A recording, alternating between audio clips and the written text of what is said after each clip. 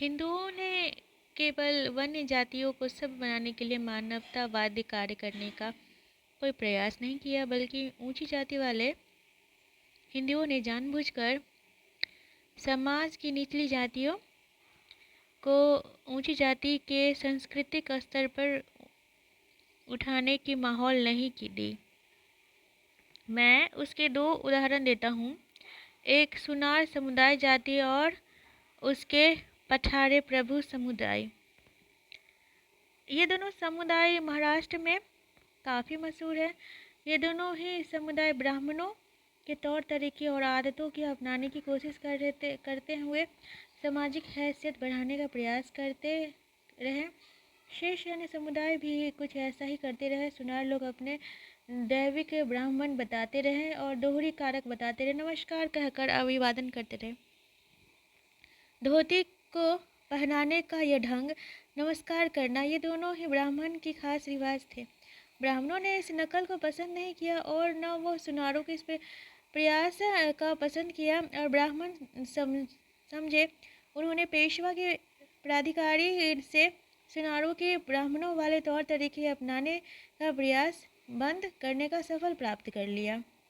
उन्होंने बम्बई स्थित east India company परिषद के अध्यक्ष से सुनार के विरुद्ध निषेधता की भी जारी करवा दी। पठारे प्रभु संप्रदाय भी किसी समय विधवाओं को पुनर्विवाह की प्रथा दी, लेकिन उस जाति के लोग विधवाओं की पुनर्विवाह प्रथा कुछ समय के बाद सामाजिक पिछड़ेपन का प्रतीक मानने लगे, जिसके खास यह ब्राह्मण को प्रचलित प्रथा के प्रतिकूल थी। इसीलिए पठारे प्रभु समुदाय के कुछ लोग अपने समुदाय को ऊंचा करने के लिए जाति प्रचलित विधवा विवाह को रोकने का प्रयत्न किया। पूरा समुदाय दो खेमों में बांटा गया, एक पुनर्विवाह पक्ष में और दूसरा पेशवा लोग ने पक्ष के लिए विधवाओं का पुनर्विवाह के पक्ष में थे। उस तरह पठारे प्रभु समुदाय ब्राह्मणों के तौर तरीके अपनाने से रोक दिया। हिंदू के मुसलमान इसलिए आलोचनाएं करते रहे, तलवार के बल पर अपना धर्म फैलाया कि शायद धर्म भी उपहास करने लगे कि धर्म न्यायाधिकारियों के आदेश काम करने लगे। लेकिन यह सच पूछा जाए तो हमें आदर का अधिक पात्र कौन है? मुसलमान, ईसाई बलपूर्वक अनुचित व्यक्तियों को यह सब करने का विवश कर देते हैं जिसे उनकी मुक्ति का अवश्य समझते हैं। एक पुनर्विवाह के पक्ष में और दूसरा विपक्ष में। पेशवा ने उन पक्ष में लिया जो विधवा को पुनर्विवाह के पक्ष में और पठारे समुदाय के ब्राह्मण के तौर तरीके अपनाने से रोक दिया। हिंदू लोग मुसलमानों की इसीलिए आलोचना करते थे कि तलवार के बल पर अपना धर्म फैलाया। वे ईसाई धर्म का उपहास करते थे कि धर्म न्यायाधिकरण के आदेश से काम करते हैं।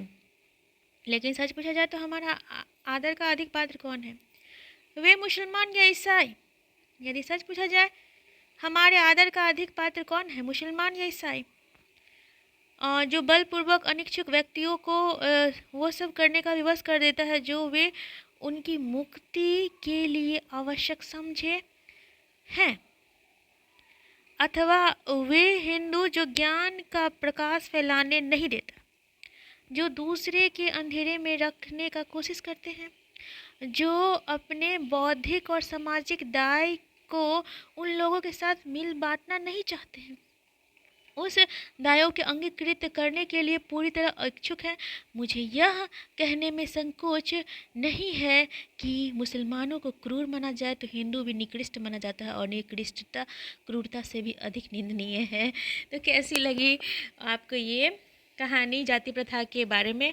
और मैं कहती हूँ आप इसको रोज़ सुनिए और रोज़ अपना प्रतिक्रिया दीजिए। ये जाति प्रथा की कहानी पढ़ रही हूँ, उससे पहले मैंने मेरी ज़ुबानी डॉक्टर भीमराव अम्बेडकर साहब जी की कहानी मैंने पढ़ के सुना है, आप यहाँ पे सुनिए। और ये जो जाति प्रथा की कहानी है काफ़ी रोचक है कि किस तरीके से उन भीमराव अम्बेडकर साहब जी ने जाति प्रथा का कितना उनको दुख तकलीफ़ हुआ था और उन दुख तकलीफ़ों को लड़कर और उन्होंने इस तरीके यहाँ तक पहुँचे हैं और कहते हैं कि भीमराव अंबेडकर जी हैं वो सर्वश्रेष्ठ हैं, क्योंकि अंबेडकर साहब का जो तकलीफ़ है, दर्द है, दुख है, वो उससे उभर कर संविधान बनाए, ये कोई एक शब्द या सुनने मात्र योग्य नहीं है। तो thank you everyone, and do not forget to subscribe my channel, share and press the bell icon so that you will get the notification of my upcoming videos. And thank you. Jai Bhim, Jai Ambedkar Sahab ji, and Namo Buddhaya. Thank you so much everyone.